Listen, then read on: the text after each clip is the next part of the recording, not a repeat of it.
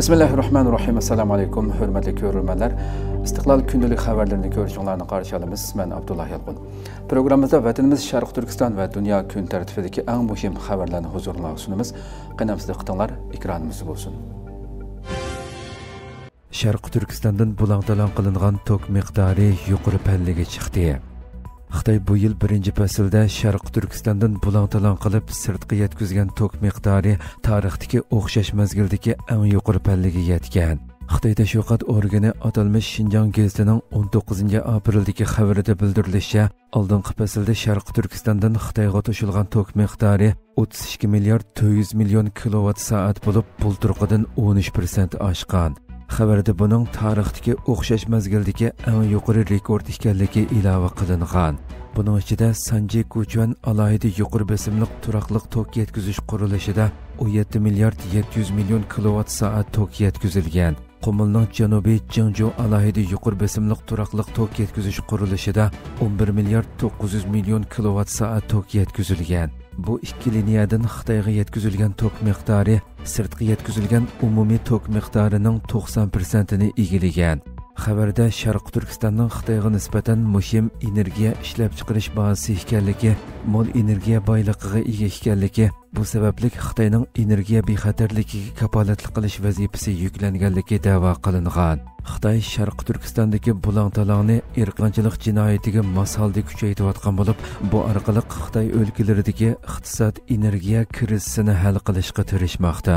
Yaqinqi mezgillarda Xitoyning turli yig'inlarda Sharq Turkistondagi energiya bexatarligiga kapolatlik qilishni ta'kidlashi, ishg'oliyat ostidagi bu zaminning navbatda Xitoy uchun qanchalik muhim o'rinda turayotganligini ko'rsatib bermoqda. Saudiya Arabistonda tutib turilayotgan 4 Uyg'ur erkinlikka chiqdi. Saudiya Arabiston doiralari tomonidan tutib turilayotgan 4 Uyg'ur Xitoyga o'tkazib berilish xavfidan qutulib, Turkiyaga sog'-salomat yetib keldi. Saudiya Arabiston doiralari tomonidan tutib turilayotgan 4 Uyg'ur Xitoyga o'tkazib berilish xavfidan qutulib, Turkiyaga sog'-salomat yetib keldi. Mazkur 4 Uyg'urning biri 2020 yili 2-oyda Saudiya Arabistonga umra hajga berib, Xitoy virusi sababli Turkiyaga qaytolmay turib qolgan Hamdullah Vali. Yana biri 2006 yildan beri Saudiya Arabistonda turish ruxsati bilan yashab kelayotgan Nur Muhammad Ro'zi bo'lib, ularning har ikkilisida Turkiyaning uzun muddatlik iqomati bor ekan. Bu xaljam Abdullah xonim Nur Muhammad Ro'zining ilgirki ayoli bo'lib, 2022 yili 30 mart 13 yoshli qizi bilan qo'shilib Saudiya soqchilari tomonidan tutib ketilgan edi. Ular 2022 yili aprel oyida Guangzhouga uchadigan aeroplan bilan Xitoyga qaytirib o'tishga o'rinlashtirilgan bo'lib, ayni vaqtda Saudiya doiralari xalqaro besim ostida ularni Xitoyga qaytirishni to'xtatib qo'ygan edi. Bir necha yildan buyon muhojiratdagi Sharq Turkiston xalqi tashkilotlar va xalqaro kechirim tashkilotiga o'xshash xalqaro organlar mazkur Uyg'urlarning Xitoyga qaytarilmasligi, bexatar bir davlatga qo'yib berilishi haqida ko'p qatim chaqiriq qilgan edi.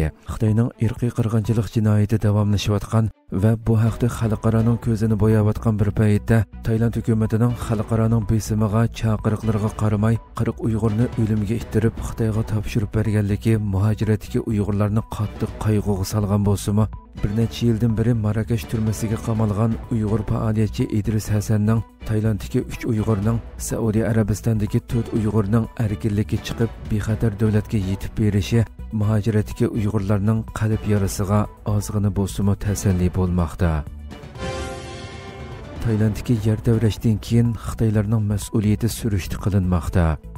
Tayland doiralari bir Xitoyni qo'lga olgan bo'lib, mazkur Xitoy oldingi oyda yuz bergan yer davrashda o'rilib tushgan cho'ng binoning qurilishini huddiga olgan shirkatning amaldori ekan. Fransiya xabar agentligining xabarida bildirilishicha, Bangkokga joylashgan mazkur egiz bino 28 martdagi yer davrashda o'rilib tushgan birdan-bir cho'ng bino bo'lib, 50 ga yaqin kishi hayotidan ayrilgan, yana 50 ga yaqin kishi yo'qolib ketgan. Tekshirish orqali 30 qavatlik bu binoga sifatsiz qurilish materiallari ishlatilganligi aniqlab chiqilgan.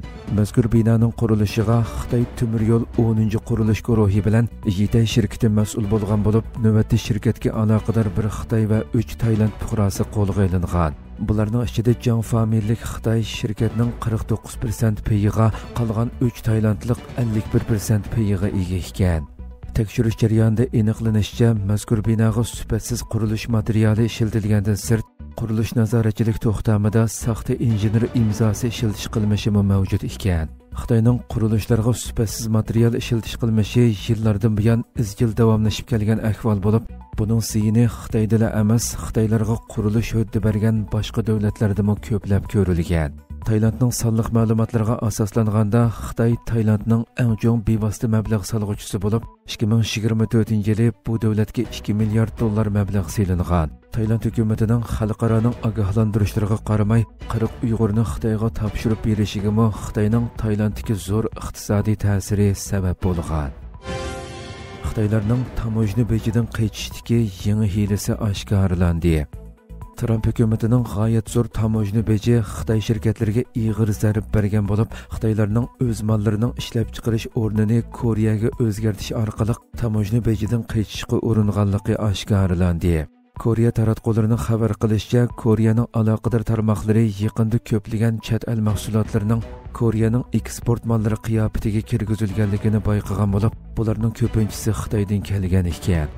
Bu yil tunji faslda Koreya hukumati qimmati 20 million dollardan oshadigan qonunga xilof mahsulotlarni aniqlab chiqqan bo'lib, bu mallarning ishlab chiqarilgan yeriga Koreya deb yozilgan.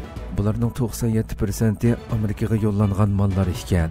Garchi bu qonunsiz qilmish burundan tortib mavjud bo'lib kelgan bo'lsa-mu, Amerika-Xitoy savdo urushi kaskinlashgandan keyin shiddat bilan ko'paygan. Xitoy savdogarlar bu xil hiyla orqali Amerikaning yuqori nisbatdagi tamojni bejidan qaytishga uringan. Navbatda Koreya hukumati bu masalani tekshirish va hal qilish uchun maxsus xizmat guruhi qurgan. Bu qatimliq tamojni beji to'lqinida Trump hukumati Koreyaga 25% boj qo'ygan bo'lib, Amerika bilan erkin savdo kelishimi bor davlatlar ichida eng yuqori boj hisoblandi ekan. Ammo bu boj Xitoyga qo'yilgan bojdan ko'p tuman bo'lg'achqa, yana kelib Xitoydan boshqa davlatlarga yuqori nisbatlik boj yo'lga qo'yish 90 kun kechiktirilganligi uchun Xitoy savdogarlari Koreyaning nomidan foydalanishga uringan. Iran bilan Amerika yadro suhbatini qaytadan boshlamoqchi. İran Tashqi ishlar ministri Abbas Araqchi bilan Amerika prezidenti Donald Trumpning Yaqin Sharq vakili Steve Witkoff Italiyada Omanning murassajiligida o'tkaziladigan muhim vositalik suhbatlarga tayyorlik qilmoqda. Türkiye Ovozi Radiosu'nun xabarida bildirilishicha, Iran bilan Amerika Tehronning yadro programmasi haqida yillardan beri davomlashib kelayotgan ixtilofni hal qilish uchun Rimda yangi bir yadro suhbat yig'ini o'tkazadi ekan. Bu suhbat prezident Trumpning diplomatiya muvaffaqiyat qozona olmasa, harbiy aralashishning yuz berishi mumkinligi to'g'risidagi ogohlantirish natijasida o'tkazildi ekan. Iranning oliy rahbari Oyatulloh Ali Xamenei o'zining suhbatlardan haddidan ziyoda umidvor emasligi, ig'ir umidsizmi emasligi bildirgan. 2018-yili Trump Iran bilan 6 davlat o'rtasida 2015-yili imzolangan yadro kelishimidan voz kechib, Tehronga ig'ir jazo tadbirlarini yurgizgan edi. Bu yil yanvarda Oqsaroyga qaytib kelgandan keyin u eng yuqori besim siyosatini qaytadan kuchaytirgan. Amerika Iranning yuqori darajada quyuqlashtirilgan uran ishlab chiqarishni to'xtatishini talab qilib kelmoqda. Iran bo'lsa programmasining tinchlik maqsadli ekanligini va jazo tadbirlarining bekor qilinishi badaliga cheklamalarni muzokara qilishga tayyorligini ta'kidlamoqda. Hurmatli ko'ruvchilarimiz, shuna qilib bugungi xabarlarimiz shu yerda oxirlashdi. Inshaalloh atiki programmada ko'rishguncha omon bo'linglar. Assalomu alaykum.